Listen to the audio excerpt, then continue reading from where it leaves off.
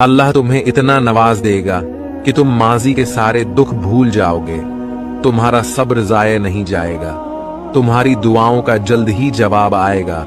तुम यकीन रखो, वो रब्बुल आलमीन तुम्हारी कहानी भी मुकम्मल कर देगा।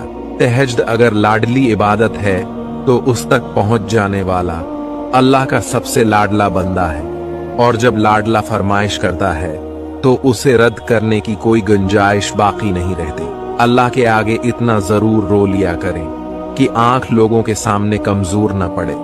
अल्लाह से इतना जरूर मांग लिया करें कि दुनिया के आगे हाथ फैलाना न पड़े।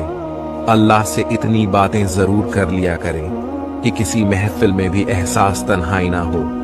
यकीन जाने अल्लाह से ज्यादा बंदे का दोस्त कोई नहीं, और वो बेहतरीन मददगार है। अल्लाह हर उस आंसू से वाकिफ है जिसको आपने मुस्कुराते हुए पलकों के पीछे छिपा लिया था।